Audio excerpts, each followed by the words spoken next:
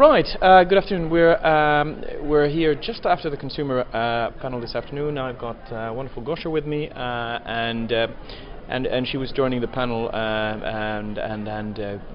well, told the audience a lot about the different private equity angles and the attractiveness of the consumer sector to this end. But maybe to summarize some of the general themes and issues that we discussed, we could maybe touch upon why Poland in particular is such an interesting place for consumer industry transactions and foreign investors coming in. What do you think?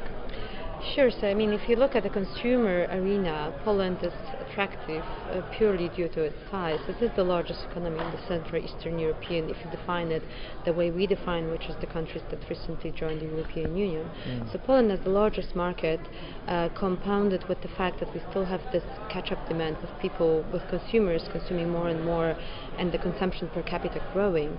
And if you input on top of that the pure retail structure, so the fragmentation of retail and fragmentation of other industries, that all translates into just lots of opportunities for investors, both strategics and financial investors. Yeah.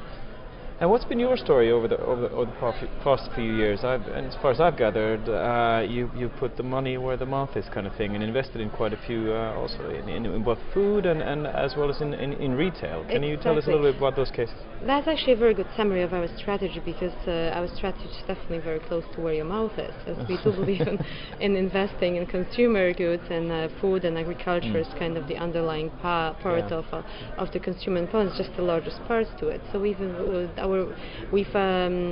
finalized 7 transactions over the last 12 months, and all of them were in consumer companies. 6 of them in Poland, 1 of them in Latvia. But we've invested into retailers, so in Interhemas, the drugstore chain, and recently in Drogeria Natura as well. Okay. We've invested into SPS Handel, which is a chain of supermarkets. Yeah. We've also invested into 2 food processing companies. One of them is Malvit, and it's a producer of loose consumer products, as well as recently in Good Food SA, which is one of the rice waffles manufacturers. Yeah. And on top of that, the Latvian investment is the Cable T investment, and another investment in Poland is the Iconic investment. That was quite a bit of Poland. I was thinking also slightly looking at things outside of Poland. And I mean, you mentioned there were some other countries as well. What do you think about the potential of some of the larger economies, maybe Romania in a longer time span, not tomorrow, but you know?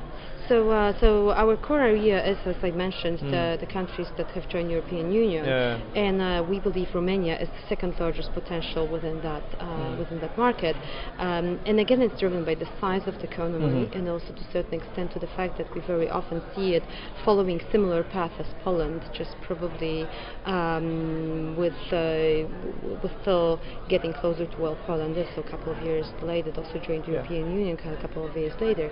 So we have Romanians in our team, and we do follow that market very precisely, and we believe that will be the 2nd largest arena for consumer investing in the region. Very interesting. So we'll have to watch out for those press releases saying that you found something to invest in Romania. Okay. Hopefully coming soon. Very good. On that bombshell, it's time for cocktails. Thank you.